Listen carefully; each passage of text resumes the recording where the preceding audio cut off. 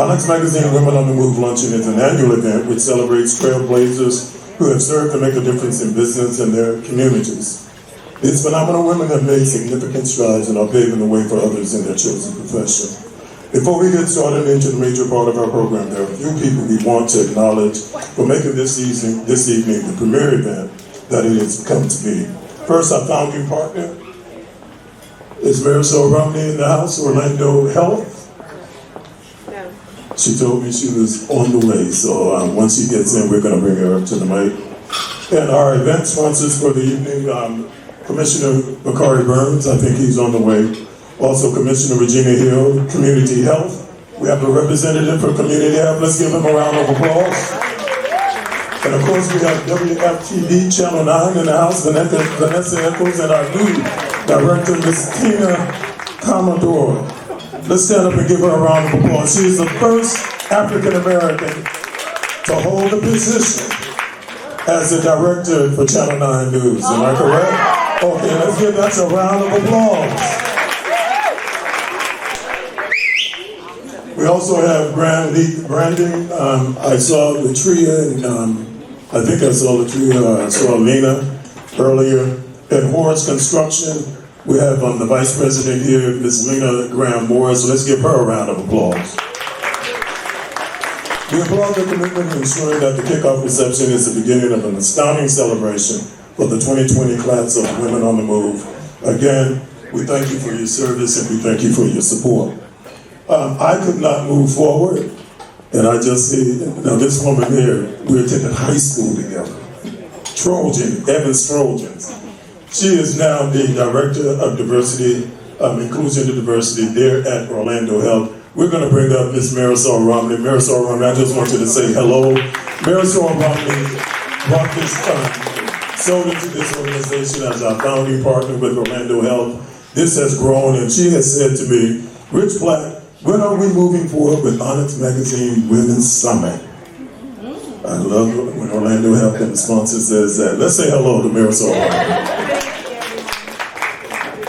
As part of Orlando Health, one of the executives of Orlando Health, we're extremely proud and supportive of Onyx Magazine and the job that we're doing in this community to bring forth the leadership of this community in terms of the women of this community. And it was high time that we consider our women from this community in particular. And so we are very proud to be a sponsor and to continue to support this event annually. Thank you. Let's give her another round of applause. We have a representative from Mercedes-Benz. I saw Charlotte earlier. Is Charlotte around? Okay, I guess she'll mosey through a little bit. I would be remiss, and I could not live in Onyx and exist in Onyx if I didn't bring this woman up. She is the matriarch of Onyx Magazine. She's the chair of our advisory committee and the 2020 chair of Onyx Magazine Women on the Move. Let's put a round of applause together for our chair, and she would bring up her co-chair and our staff, Ms. Dee Parker.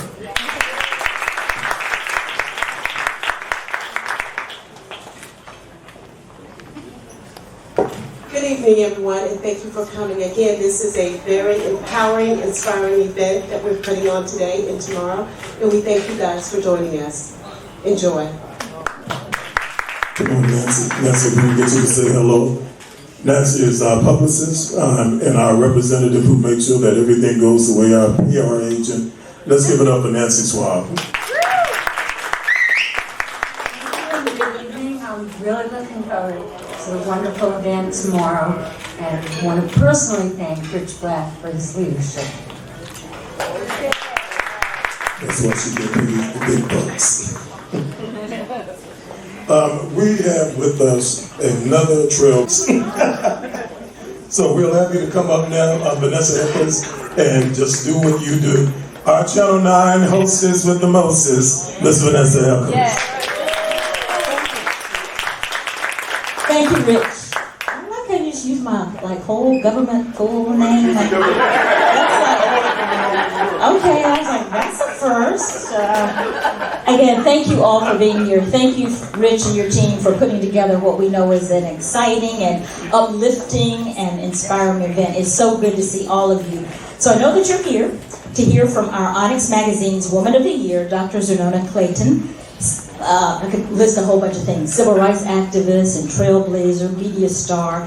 But most of you will recognize her as the founder of the prestigious trumpet awards that we call the Black Oscars.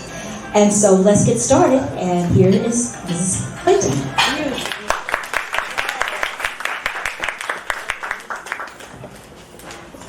So now here in Orlando, we're going to do things a little differently this evening. Usually with an event like this, we would have a speech, but we're going to do a talk show format, and I will ask you some questions, and if you want to say anything that I don't ask, feel free to do that as well.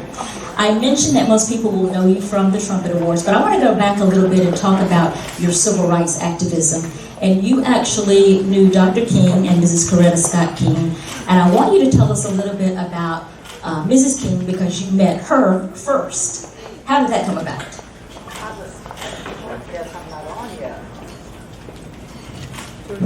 Okay, now. I was asked to accompany her on what you would call nationwide concert tours.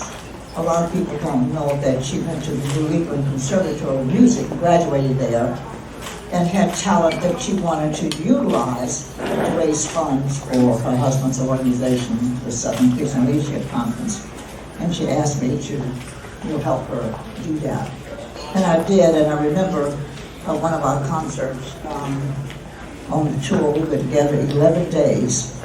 And she finally said, just before that last night, she said, we've been together 11 days, sleeping together, eating together, talking together. And women can stay together 11 days, 11 nights, and never fall out. It must be a good friendship here. They can get along, yes. And that was the beginning of our friendship. I worked with her many times, and it was she and Dr. King who called me. My husband and I lived in Los Angeles at the time.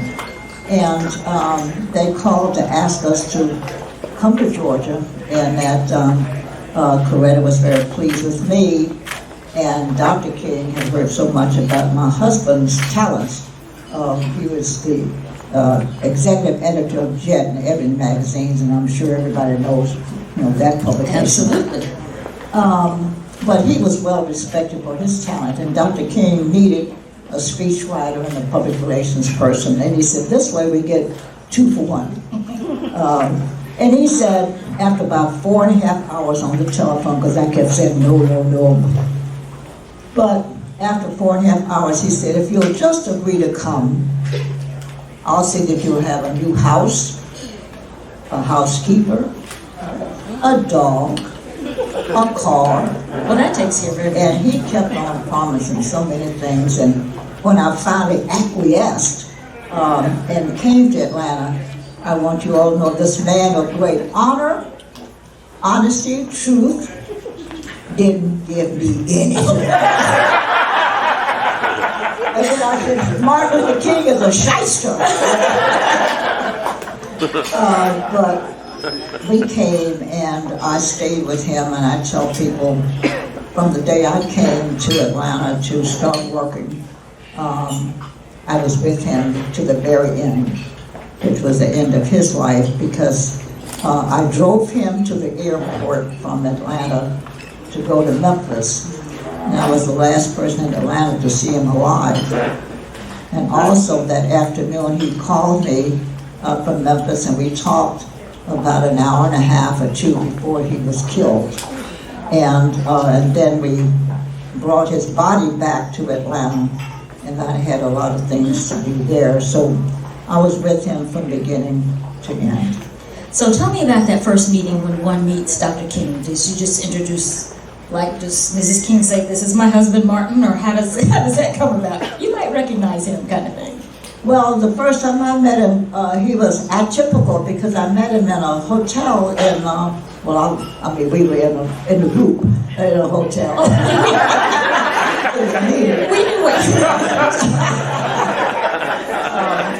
Just for the record, I want to explain all of that. But Dr. King really was the most comical person you would ever want to meet. And he loved those moments when he could devote to gathering his friends and telling jokes and having light fun, because he was working all the time, dealing with very difficult issues, of course. But he really liked it when he could relax. And so when I was in his presence the first time and saw that, boy, he's full of laughter. And when he would tell a joke, he was so smart until he gave an inflection. Like if he were telling an Italian joke, he could go into the Italian language and really put you in the setting of his story. And he was very good at that. So I, got a chance to see him first at very high level of decision-making meetings, and well as relaxed meetings where he could have fun. So he was all that you would want to know and be around, a man who was so accomplished in getting us so much. And I want to remind everybody that he was only 39 years old when he died. And he used to say that it's not how long you live, it's how well you live. How do you live your life? And of course he accomplished so much, helping to pass all the laws that affected the African American community, giving us the rights we still deserved, that he was seemingly more than 39, but he really, I think, left us with a great legacy, because when we start counting our birthdays, do we ever do a reflection? Like, what have I done with my life? What am I doing with my life? And as a result of that, in January I'm very busy going different places, celebrating his birthday. And so I just picked up a book. I was looking for a date, and I ran across that passage about how well you live. And this coming month, somebody told me that I'm going to be 90. Whoa! I don't believe them. They said they were going to give me a big party. So You deserve one. So I'm going to the party. So, what I decided to do, that I don't know what they'll say about me, but I tell people I'm really not going anywhere anyway. I'm going to be last. I want all of y'all go before me. I'm going to be last to go up to the kingdom. But I'm going to celebrate my birthday by building a house, and I've never built a house. I don't even clean my house. But I'm going to celebrate my birthday by building a house and putting a needy family in that house on my birthday. So I found out that I really have to build it. The district attorney in Georgia, when they do a drug bust, they seize the house. And he said he'll give me a house, and maybe this is the way it is everywhere, I don't know.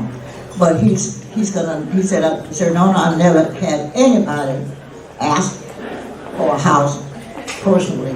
People come and buy them and sell them, buy them cheaply and sell them high. And he said, but you know what, you're the kind of person who would do this, just ask him to give you a house. And I did. You never know what you get unless you ask. So that's what I did. So before we move on to talk about the Trumpet Awards, I want to ask you one more question about the activism. And I was told that at some point in your life, you talked the Grand Dragon of the Ku Klux Klan into renouncing the Klan. Can you tell us about that? Yes. We had a program called the Model Cities Program.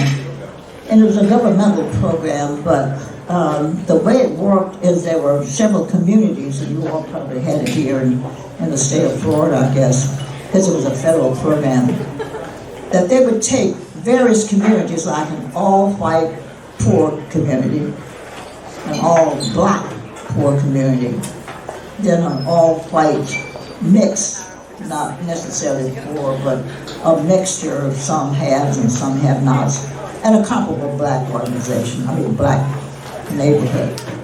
And the mayor wanted me to work with the project because he didn't like the way I dealt with white people. I don't know why, but anyway, he did.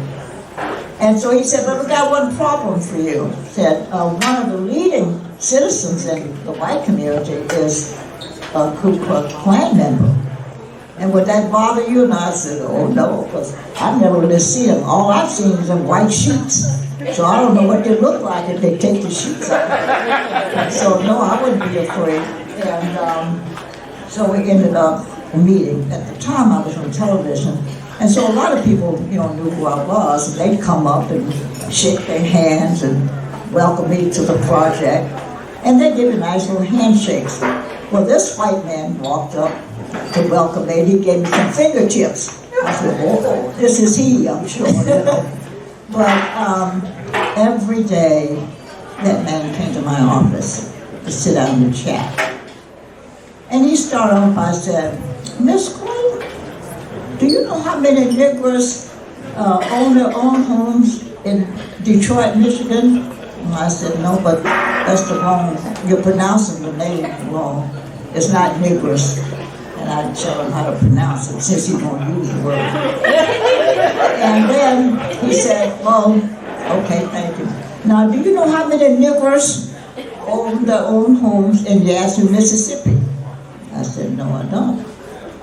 His point was, more Negroes own their own homes in Yazoo, Mississippi than the ones who owned it in Detroit. And he said, "You know what that proves?" And I said, "I don't know the point, but tell me." He said, "That proves that, Negroes went north all the time, thinking they're going to have freedom and better opportunity. But the Negroes who stayed down there in Mississippi got more homeowners, so they're doing better. Don't you agree with that?" And then I said, "Mr. Craig, that's nonsense." And he would just fall out laughing. Well, I decided that to do battle with him wasn't going to work. He knew who I was, and I certainly now know who he is. And I decided just to let him talk. But as we talked, I found out some things. One, he was a Christian, so he told me. He belonged to a Baptist church. I said, "Oh, I'm a Baptist." And I said, "What book do you all read in the Bible?" Because the one I have, it says, "Feed the hungry and clothe the naked." It didn't say nothing about it. "Only if they look like you." And he said, "Oh," he was full out laughing. Every day that man came to see me. I never got his message of what he was trying to do to come see me every day. But I did get a call, and the story's too long to tell you all the details.